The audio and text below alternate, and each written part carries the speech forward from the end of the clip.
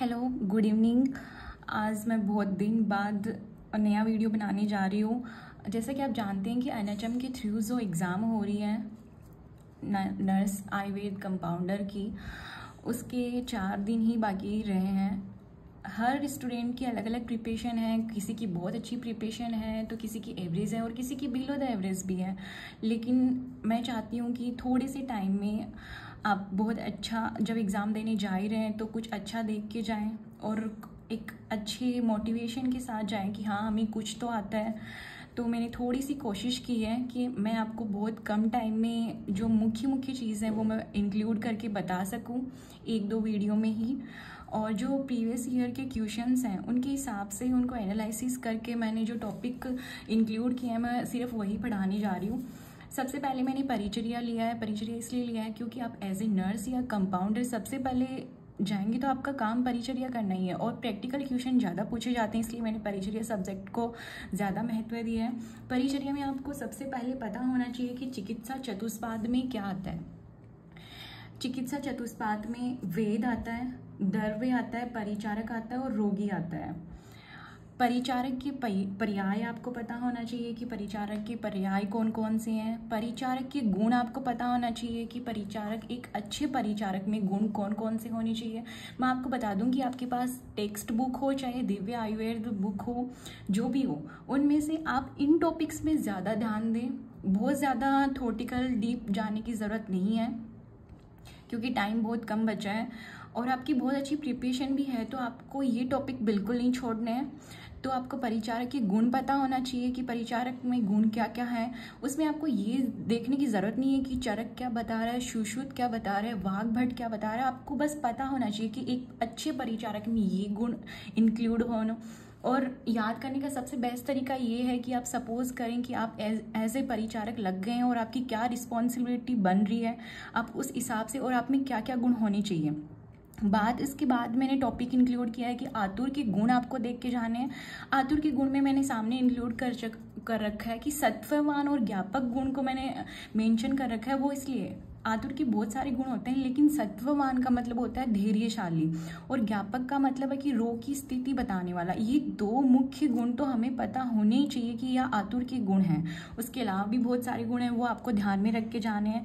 इसके अलावा परिचर्या में सैया की प्रकार और सहायक उपकरण आपको देख के जाने हैं कि कौन सी सैया में कितने जो होते हैं जॉइंट्स होते हैं और वो क्या काम करती हैं, और उस सैया के सहायक उपकरण क्या है, उनके क्या यूज़ है।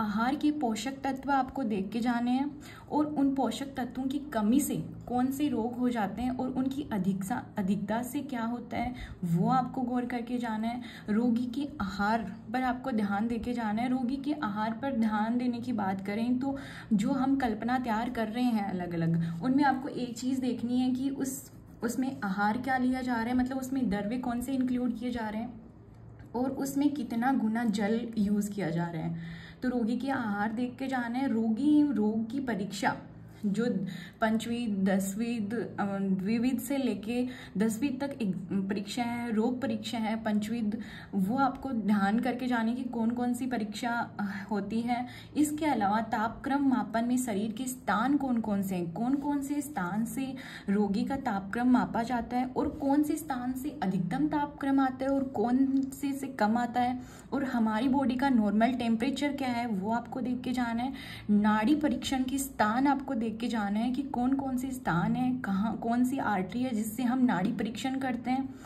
उसके बाद मैंने टॉपिक लिया है बस्ती एनिमा। आपको ये देख के जाना है कि प्रयुक्त द्रव्य के आधार पर बस्ती कितनी प्रकार की होती है और संख्या के आधार पर जो कर्म काल योग दे रखी है 30, 16, 8, वो आपको ध्यान देना है क्योंकि वो क्वेश्चन बहुत बार रिपीट होता है कि संख्या के आधार पर बस्ती के क्या क्या प्रकार हैं। उनके अलावा बंधन के भेद जो सुश्रुत ने बता रखे हैं, उसके अलावा जो वाग्भट बताता है सुश्रुत ने 14 बता रखे हैं। वाग्भट एक उत्संग भी इसमें इंक्लूड करता है, वो आपको देख के जाना है। बंधन के भेद कहाँ कहाँ यूज होते हैं वो आपको बहुत ध्यान से देख के जाना है, और ये बहुत ही सिंपल है। आप गौर से उनको देखेंगे तो बहुत सिंपल है। आप उनकी स्ट्रक्चर देखिए, अगर आपके पास टेक्स्ट बुक है तो, और दिव्य आयुर्वेद है तो आप सपोज करिए कि हाँ ये बंध थोड़ा कठिन जगह पे कठिन तरीके से बांधा जाता है, तो ये हम कहाँ कहाँ बांध सकते हैं, कौन सा बॉडी का अंग है जहाँ पे हम कठिनता से अंग मानते हैं, कौन सा वहाँ पे सिंपल है, जैसे अनुवेलित है तो वो ऐसे शाखाओं पे बांधा जाएगा, ऐसे आप करके जाएं। व्यवस्था पत्रक में लिखे गए संक्षिप्त रूप ये आप जरूर देखे जाएं, जो परिचर्या की बुक में आपको एंड में मिलेंगे। इनको कहाँ कहाँ जो ये शॉर्ट फॉर्म में लिखी जाती है वो कहाँ कहाँ उनकी फुल फॉर्म क्या है वो आप जरूर देखे जाएं। इसके बाद हम बात करते हैं हाइजीन की। तो मैंने हाइजीन में सबसे पहले टॉपिक ले रखा है ऋतुचर्या संबंधी ज्ञान, यानी कौन से ऋतु में कौन से दोष का संचय होता है, कौन से दोष का प्रकोप होता है, कौन से दोष का प्रशमन होता है। इसके लिए ऋतु याद करने के लिए शायद आप सबको याद होगी कोटेशन सीबग्री वसेहे होती है, ठीक है। आपको ऐसे लिखना है सीबग्री वसेहे। ये मैं आपको अलग से इसलिए समझा रही हूँ क्योंकि आपको पता होना चाहिए, ये बेसिक है। कौन से दोष का संचय कौन सी ऋतु में होता है, उस हिसाब से हम आगे औषधियाँ देते हैं, ट्रीटमेंट करते हैं उनका। तो ये आपको थोड़ा सा अलग से ध्यान में होना चाहिए। यहाँ से आपको वात पित्त कफ है तो ग्री से स्टार्ट करना है, ग्रीवस में वात लिख देना है, इन 3 को लेके, और वसह में आपको पित्त इंक्लूड करना है, और सीबग्री में आपको कफ इंक्लूड करना है। तो यहाँ पे ग्रीष्म में वात का संचय हो जाएगा, वर्षा में प्रकोप, फिर प्रशमन। पहले संचय होता है, फिर प्रकोप होता है, फिर प्रशमन। तो पित्त का यहाँ पे पहले संचय, प्रकोप, प्रशमन, फिर सीबग्री में शिशिर में संचय, प्रकोप, प्रशमन। तो ये आपको थोड़ा ध्यान रखना है। उसके हिसाब से कौन से ऋतुचर्या संबंधी यही ज्ञान है कि आपको कौन से ऋतु में कौन सी इनको कफ को ध्यान में रखते हुए क्या करना है। आगे आपको दे रखा है कि निद्रा और अंजन के प्रकार ध्यान में रखने हैं कि निद्रा कितनी प्रकार की होती है, अंजन कितनी प्रकार के होते हैं, और सबसे बेस्ट अंजन कौन सी होती है, और नॉर्मल निद्रा कौन सी है। इसके बाद में धारणीय और अधारणीय वेगों को दे रखा है, वो आपको ध्यान में रखने हैं। कौन से अधारणीय वेग है, कौन से धारणीय वेग है, और अधारणीय वेगों को हम धारण कर लेते हैं तो उससे कौन से डिजीज होने की संभावना है, कौन सी हमारे शरीर में क्या उससे हलचल होती है, वो आपको ध्यान रखना है। ब्रह्मचर्य के भेद आपको देख के जाना है, जल के प्रकार आपको देख के जाना है। इसके अलावा आप जल के प्रकार के अलावा आप ये भी देख सकते हैं कि कौन सा जल हमारे लिए श्रेष्ठ है, और वर्षा का जो जल धरती पे आता है फिर वो कैसे अलग अलग मिट्टी के हिसाब से कैसे अलग अलग गुण परिवर्तित कर लेता है, वहाँ तक भी आप पढ़े तो बहुत अच्छी बात है। हाइजीन का जो बेस्ट टॉपिक है संक्रामक रोग, आप इसको बिल्कुल भी नहीं छोड़ के जाएं। भले ही आप ये ऊपर से देख के जाएं चलेगा, ऋतुचर्या ना देखें, निद्रा अंजन के प्रकार ऊपर से देख के जाएं, इनके सिर्फ धारणीय वेग के प्रकार देख के जाएं चलेगा, लेकिन संक्रामक रोग आपको बहुत अच्छे से पढ़ने की ज़रूरत है, इसलिए वो मैं आपको अलग से पढ़ा देती हूँ। संक्रामक रोगों में हम देखें तो सबसे पहले विषम ज्वर के बारे में देखें, जिसे मलेरिया भी कहा जाता है, वायु से फैलता है और प्लाज्मोडियम से होता है। संक्रमण का रीजन है मादा एनाफ्लीज मच्छर, काला ज्वर जिसमें काले स्पॉट हो जाते हैं। काले स्पॉट कैसे होंगे, खून में कमी हुई है, खून में खराबी हुई है, और खून का फिल्टरेशन कहाँ पे होता है, यकृत और प्लीहा में। तो इस तरह से आप याद रख सकते हैं, इसमें यकृत प्लीहा वृद्धि हो जाती है। सेंड फ्लाई मच्छर से होता है, लिस्मन बॉडी परजीवी से होता है। सेंड फ्लाई मच्छर तो इसको फैलाता है, लिस्मन बॉडी परजीवी की उपस्थिति से होता है। प्लेग रोग देखें तो मुसक फली से फैलता है। आंतरिक ज्वर को टाइफाइड भी बोलते हैं, नाम से ही पता चल रहा है, आंतों में वर्णोत्पत्ति हो जाती है। रोग जीवाणु है बेसिलस टाइफोसस, ये आपको दे रखा है, लेकिन साल्मोनेला टाइफी होता है इसमें जीवाणु। इसका निदान है विडोल परीक्षण, रक्त कल्चर। वी सूचिका में तीव्र अतिसार और वमन हो जाता है। कोलेरियो विब्रियो नामक जीवाणु से होता है। संक्रमण का रीजन है घरेलू मक्खी। इसका कहने का मतलब है कि घरेलू मक्खी इसको फैला रही है और जीवाणु है ये। कुकर खांस को बोलते हैं। कुकर खांस की बात करें तो बेसिलस पर्टुसिस जीवाणु से उत्पन्न होता है और डीपीटी का वैक्सीनेशन लगता है। देखो डीपीटी का वैक्सीनेशन 3 डिजीज को कवर करा है, डिप्थीरिया, पर्टुसिस और टिटनस, जिसमें आपका डिप्थीरिया आ जाएगा, पर्टुसिस में ये कुकर खांस आ गया और टिटनस आ जाएगा। राज्यक्षमा ये बहुत इंपॉर्टेंट है, टीबी माइकोबैक्टीरियम ट्यूबरक्लोसिस नामक जीवाणु से होता है और ये इंटरडर्मल लगता है। ठीक है, डीपीटी आपको इंट्रामस्कुलर लगेगा, ये इंटरडर्मल लगता है। बीसीजी वैक्सीनेशन लंग्स, मस्तिष्क कला, किडनी, आंत्र अस्थि प्रभावित होती है। ठीक है, यहाँ पे मैंने मेंशन भी कर रखा है कि DPT vaccination diphtheria, pertussis, tetanus से लगता है। उसके बाद में रोमांटिका देखें, मीजल्स, तो मसूरी का वैक्सीनेशन लगता है। इसका विषाणु नासा स्राव व त्वचा में पाया जाता है। पोलियो का वायरस है वो गलनासिका श्राव व मलमूत्र में उपस्थित होता है। वैक्सीनेशन थोड़े इंपॉर्टेंट, वैक्सीनेशन देख के जाएं तो आप देख सकते हैं कि डीपीटी देख के जाएं, डिप्थीरिया, टिटनस, पर्टुसिस को कवर कर रहा है ये। और ट्यूबरक्लोसिस में ध्यान रखिए बीसीजी वैक्सीनेशन लगता है, इंटरडर्मल लगता है और बीसीजी का फुल फॉर्म होता है बेसिलस कैलमेट गुएरिन।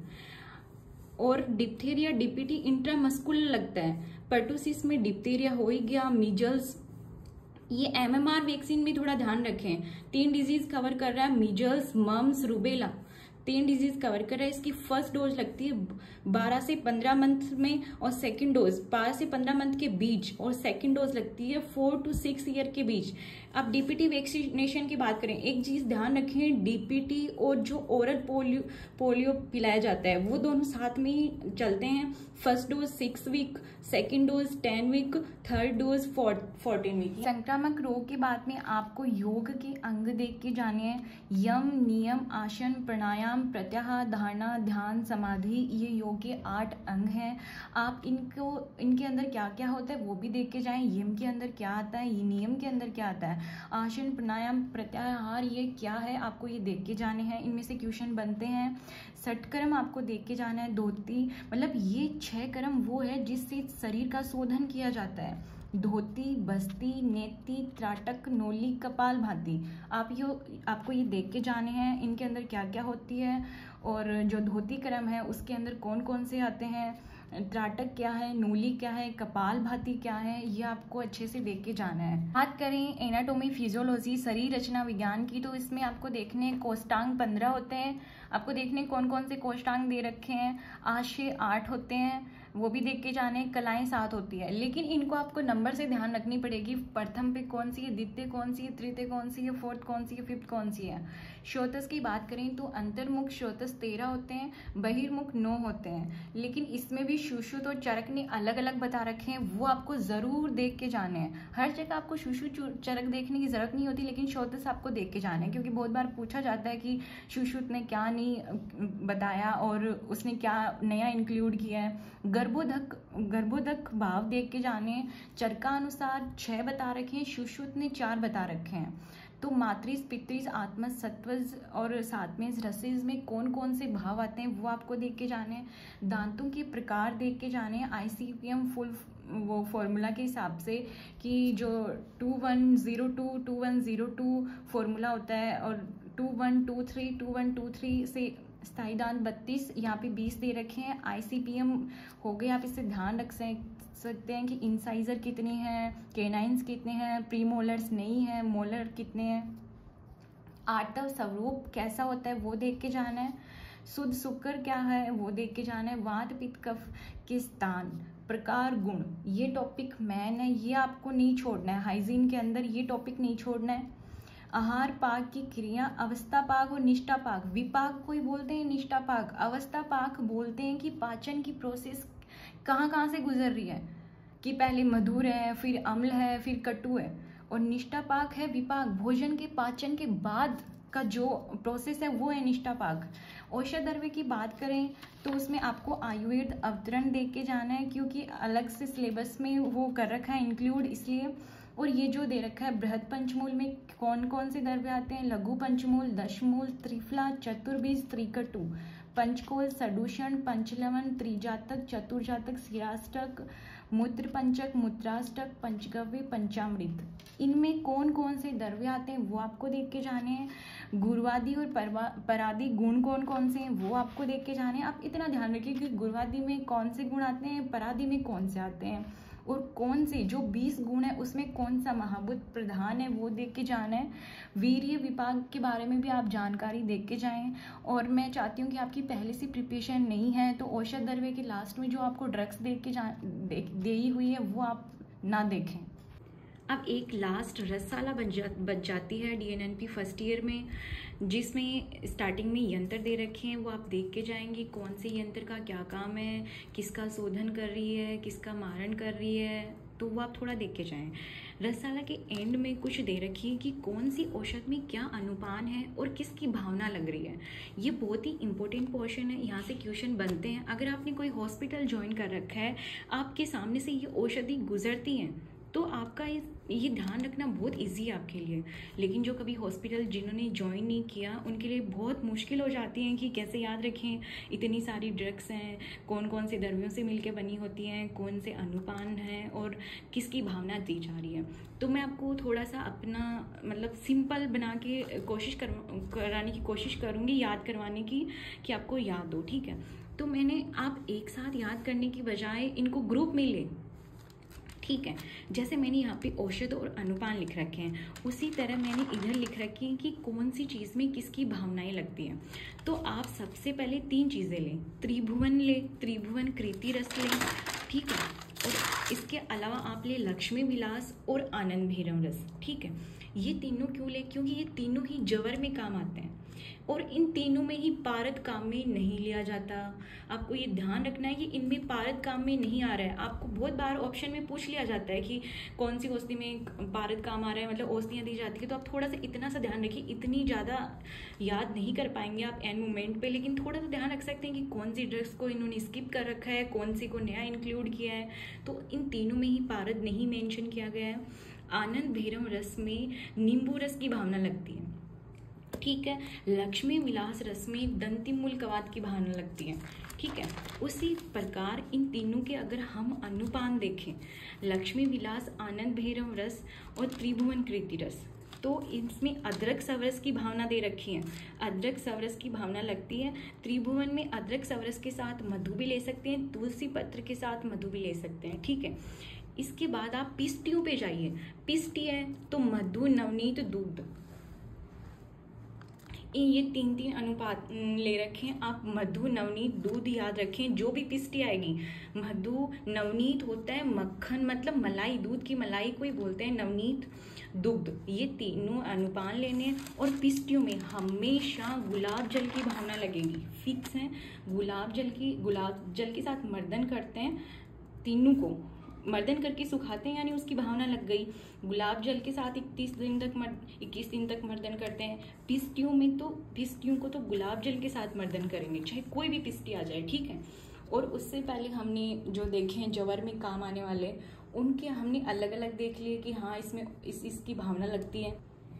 इसके बाद आप 2 का कोड बनाइए, श्वास कुठार रस लीजिए और चंदामृत रस लीजिए, क्योंकि ये दोनों ही श्वास से रिलेटेड है। ये कास में काम आ रहा है और ये हिक्का श्वास में काम आ रहा है, ठीक है।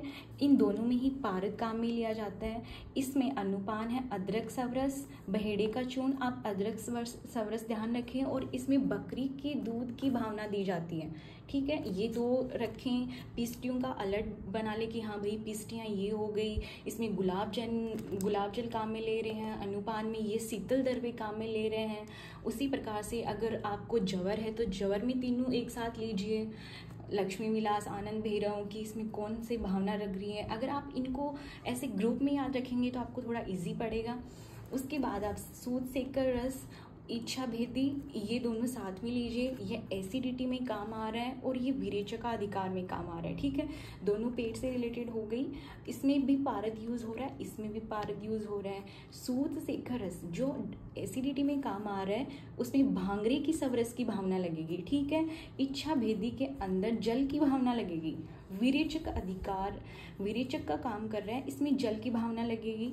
इसके साथ ही अगर आपको अनुपान दिए जाए, मतलब अनुपान भी देखें कि अनुपान क्या क्या है, प्रॉपर्टी है, उसमें लिक्विड काम में लिया जा रहा है नारियल पानी, दूध, शीतल जल, आप इसे याद रख सकते हैं। प्रॉपर्टी है मतलब पतली है तो इसके लिए हम लिक्विड भी काम में ले सकते हैं। तो इस तरह से आप कनेक्ट करके चीज़ों को ध्यान रखिए, क्योंकि टाइम बहुत कम बचा है और आपको अच्छी से चीज़ों को ध्यान रखना है।